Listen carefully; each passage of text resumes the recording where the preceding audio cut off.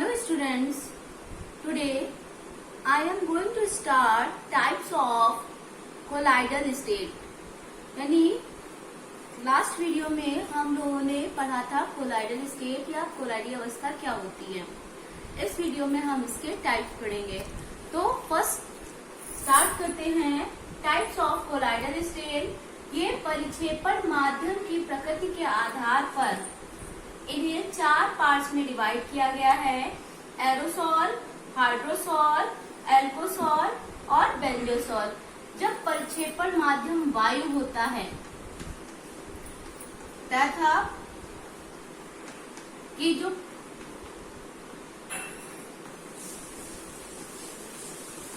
Colloidal अवस्था में 2 तरह की प्रावस्था पाई जाती है, परिक्षिप्त प्रावस्था और एक परिक्षेपण माध्यम। परिक्षिप्त प्रावस्था यानी एज अ सॉल्यूट वर्क करती है और जो परिक्षेपण माध्यम है एज अ सॉल्वेंट वर्क करता है। जब परिक्षेपण माध्यम की प्रकृति के आधार पर इनको 4 पार्ट्स में डिवाइड किया गया है। जब परिक्षेपण माध्यम क्या होता है, वायु होता है, तो उसे हम एरोसॉल कहते हैं। जब परिक्षेपण माध्यम जल होता है तो उसे हम क्या कहते हैं, हाइड्रोसॉल कहते हैं। जब परिक्षेपण माध्यम अल्कोहल होता है तो उसे हम एल्कोसॉल कहते हैं। और जब परिक्षेपण माध्यम बेंजीन यानी C6H6 होता है तो उसे हम क्या कहते हैं, बेंजोसॉल कहते हैं। नेक्स्ट है परिक्षेपित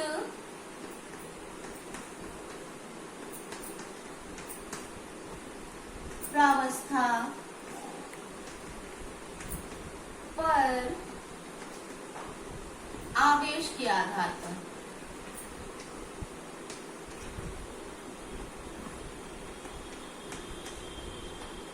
परिक्षिप्त प्रावस्था के आवेश के आधार पर इन्हें 2 पार्ट्स में डिवाइड किया गया है।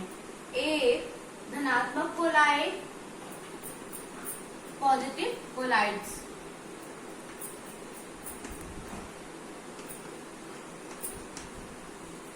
एंड सेकेंड ऋणात्मक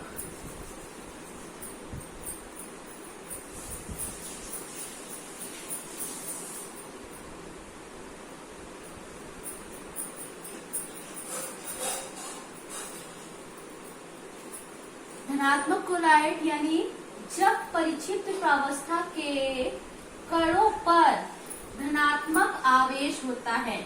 जब परिक्षिप्त प्रावस्था के कणों पर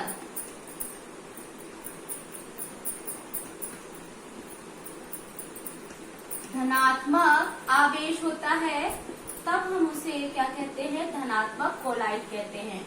लेकिन जब परिक्षिप्त प्रावस्था के कणों पर ऋणात्मक आवेश होता है तो हम उसे क्या कहते हैं, ऋणात्मक कोलाइड कहते हैं। फॉर एग्जाम्पल इसमें हीमोग्लोबिन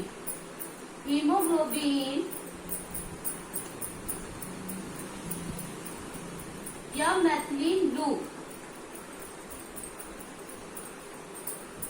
का कोलाइडी विलयन में क्या होते हैं, जो इनके परिक्षिप्त प्रावस्था में कण पाए जाते हैं उन पर क्या होता है, पॉजिटिव चार्ज होता है या धनात्मक आवेश होता है। इसलिए ये क्या कहलाते हैं, धनात्मक कोलाइड कहलाते हैं। इसके अंतर्गत जितने भी हाइड्रोक्साइड वाले कोलाइड्स आते हैं वो क्या कहलाते हैं, ऋणात्मक कोलाइड कहलाते हैं। थर्ड है परिक्षिप्त प्रावस्था तथा परिक्षेपण माध्यम की भौतिक अवस्था के आधार पर। यानी ये है परिक्षिप्त प्रावस्था की भौतिक अवस्था, ये परिक्षेपण माध्यम की भौतिक अवस्था। फिर क्या कहते हैं, यानी इनका नाम व उदाहरण। तो जब परिक्षिप्त प्रावस्था यानी डिस्पर्शन फेज ठोस में हो, जिसकी भौतिक अवस्था क्या हो, ठोस में हो, और परिक्षेपण माध्यम भी क्या हो, ठोस में हो। यानी परिक्षिप्त प्रावस्था भी ठोस हो और परिक्षेपण माध्यम भी ठोस हो तो उसे हम सॉलिड सॉल कहते हैं। जैसे मिश्र धातुएं, रंगीन काठ, पुखराज, ये सब क्या है, ठोस का ठोस में कोलाइडी विलयन है। तो इनको हम क्या कहेंगे, सॉलिड सॉल कहेंगे। जब परिक्षिप्त प्रावस्था ठोस हो लेकिन परिक्षेपण माध्यम क्या हो, द्रव हो, तब हम इसको सॉल्ट कहते हैं। जैसे कीचड़ हो गया, यानी जल में क्या हो, मिट्टी हो, वो क्या हो गया, सॉल्ट कहलाएगा। लेकिन जब परिक्षिप्त प्रावस्था ठोस हो और परिक्षेपण माध्यम गैस हो तो हम इसको सॉलिड एरोसोल कहते हैं। फॉर एग्जाम्पल धूल, धुआं, ये सब क्या है, सॉलिड सॉल कहलाते हैं। इसके बाद आता है जब परिक्षिप्त प्रावस्था क्या हो, द्रव हो। एक बार परिक्षिप्त प्रावस्था क्या, ठोस दे दिया, ठोस का ठोस में, ठोस का द्रव में और ठोस का गैस में। अब परिक्षिप्त प्रावस्था द्रव है, लेकिन परिक्षेपण माध्यम क्या है, ठोस, द्रव, गैस। तो द्रव का ठोस में क्या है, कोलाइडी विलयन। इसको हम क्या कहते हैं, जल कहते हैं। इसमें आपका जेल, जेली, पनीर ये सब आता है। यदि द्रव का द्रव में कोलाइडी विलयन है तो उसे हम पायस कहते हैं, इमल्सन। जैसे मक्खन हो गया, दूध हो गया, ये जो शैम्पूज हम लोग यूज करते हैं, ये सब क्या है, पायस के एग्जाम्पल हैं या इमल्सन के एग्जाम्पल हैं। फिर आता है द्रव का गैस में। तो द्रव का गैस में जो कोलाइडी विलयन होता है उसे हम द्रव एरोसोल कहते हैं। फॉर एग्जाम्पल बादल, कोहरा, ये सब क्या है, द्रव एरोसोल यानी द्रव का गैस में कोलाइडी विलयन के उदाहरण हैं। अब हम बात करते हैं जब परिक्षिप्त प्रावस्था क्या हो, गैस अवस्था में हो। परिक्षिप्त प्रावस्था यानी गैस हो और परिक्षेपण माध्यम क्या हो, ठोस हो। तो जब परिक्षिप्त प्रावस्था गैस और परिक्षेपण माध्यम ठोस यानी गैस का ठोस में जो कोलाइडी विलयन होता है उसे हम सॉलिड फॉर्म यानी ठोस फॉर्म कहते हैं। फॉर एग्जाम्पल क्या हो गया, फॉर्म और रबर। जब परिक्षिप्त प्रावस्था क्या हो, गैस हो और परिक्षेपण माध्यम क्या हो, द्रव हो, तो इसे हम फॉर्म या फ्रॉथ कहते हैं। जैसे झाग हो गया, ठीक, वायु का बुलबुला हो गया, ये क्या है, गैस का द्रव में कोलाइडी विलयन है। अब गैस का गैस में कभी भी कोलाइडी विलयन नहीं बनता है, क्योंकि जो गैस का गैस में विलयन है वो हमेशा एक समांगी मिश्रण बनता है, यानी ये कोलाइडी विलयन का फॉर्मेशन नहीं करता है। अब नेक्स्ट है फोर्थ नंबर, परिक्षिप्त प्रावस्था की परिक्षेपण माध्यम के प्रति बंधुता के आधार पर। तो बंधुता के आधार पर इन्हें दो पार्ट्स में डिवाइड किया गया है। पहला है द्रव स्नेही कोलाइड,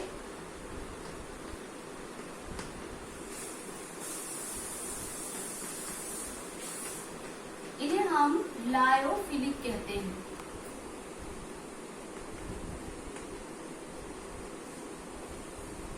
नेक्स्ट है द्रव विरोधी कोलाइड,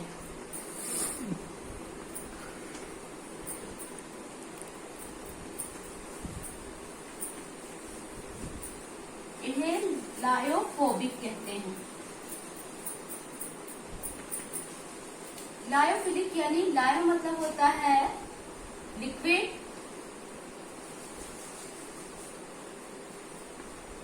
और फिलिक का मतलब होता है लव। ऐसे ही यहाँ पे लायो का मतलब हो गया लिक्विड यानी द्रव, और फोबिक का मतलब हो गया हेट, यानी जो द्रव के प्रति, ऐसे कोलाइड जो द्रव के प्रति स्नेह रखते हैं उन्हें हम क्या कहते हैं, द्रव स्नेही कोलाइड कहते हैं। और ऐसे लिक्विड जो द्रव के प्रति हेट रखते हैं वो क्या कहलाएंगे, द्रव विरोधी कोलाइड कहलाएंगे। ये इसकी क्या हो गई, कॉमन डेफिनेशन हो गई। वे पदार्थ जिन्हें उपयुक्त परिक्षेपण माध्यम में रखने पर आसानी से कोलाइडी विलयन बना लेते हैं उन्हें हम द्रव स्नेही कोलाइड कहते हैं। ये उत्क्रमणीय कोलाइड होते हैं, यानी यदि इनको किसी विधि द्वारा स्कंदित कर दिया जाए और इसके बाद इसमें फिर से द्रव मिलाए तो ये फिर से क्या करेंगे, कोलाइड बना देंगे। तो ये क्या होते हैं, उत्क्रमणीय कोलाइड होते हैं।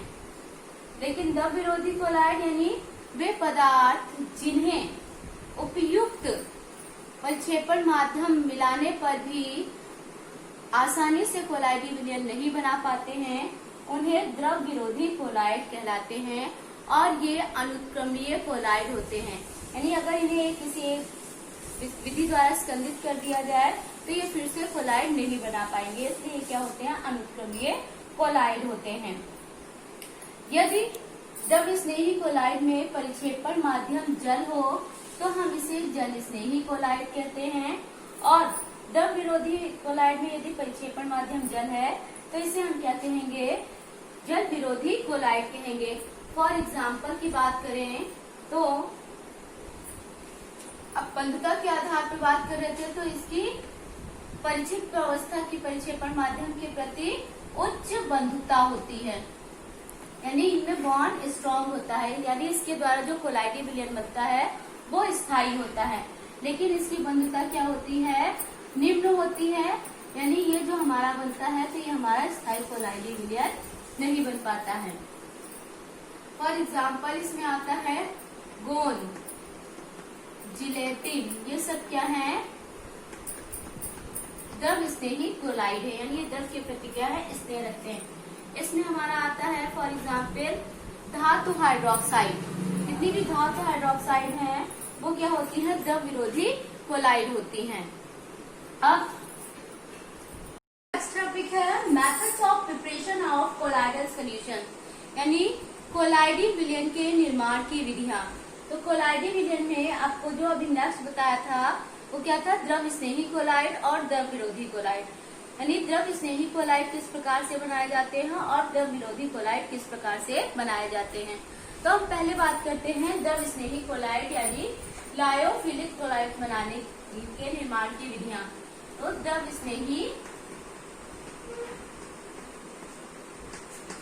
स्नेही कोलाइड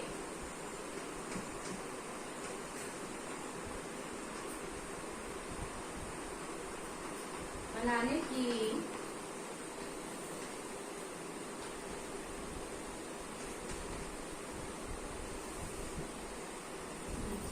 द्रव स्नेही कोलाइड बनाने की विधि में अभी आपको बताया, जो द्रव स्नेही कोलाइड है इनकी परिक्षेपण द्रव स्नेही कोलाइडों की परिक्षेपण माध्यम के प्रति यानी विलायक के प्रति उच्च बंधुता होती है। इस उच्च बंधुता होने के कारण ये क्या करते हैं, आसानी से कोलाइडी विलयन बना लेते हैं। इनके निर्माण की कोई विशेष विधि नहीं होती है। तो ये क्या हो गया, द्रव स्नेही कोलाइड के निर्माण की विधि हो गई। इसके बाद बात करते हैं द्रव विरोधी कोलाइड बनाने की निर्माण की विधि। तो द्रव विरोधी कोलाइड बनाने की विधि ये दो प्रकार की होती हैं। पहली है परिक्षेपण विधियां,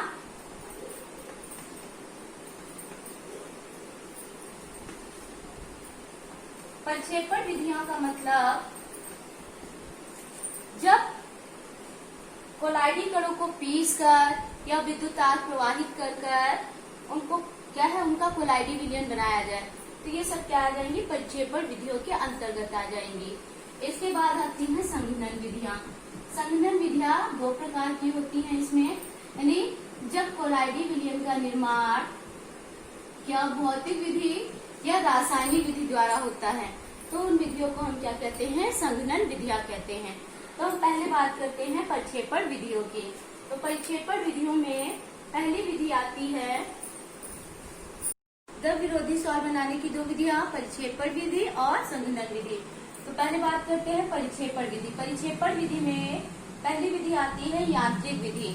यांत्रिक विधि में जब परिक्षिप्त प्रावस्था के बड़े कणों को परिक्षेपण माध्यम की उपस्थिति में पीसकर छोटा कर कोलाइडी विलयन बनाते हैं, तो ये क्या कहलाएगी, यांत्रिक विधि कहलाएगी। यानी इसमें क्या होता है, जो परिक्षिप्त प्रावस्था के बड़े कण होते हैं उनको कोलाइडी मिल में पीसकर, कोलाइडी मिल का मतलब जो हमारे घरों में मिक्सी वगैरह यूज करते हैं वो इसका क्या हो गया, औद्योगिक रूप हो गया। तो परिक्षिप्त प्रावस्था के बड़े कणों को कोलाइडी मिल में पीसकर छोटा कर इनका जब कोलाइडी विलयन बनाया जाता है तो इसे हम क्या कहते हैं, यांत्रिक विधि कहते हैं। यानी परिक्षिप्त प्रावस्था के बड़े कण परिक्षेपण माध्यम की उपस्थिति में पीसकर छोटा कर कोलाइडी विलयन बनाते हैं, तो ये क्या कहलाएगी, यांत्रिक विधि कहलाएगी। फॉर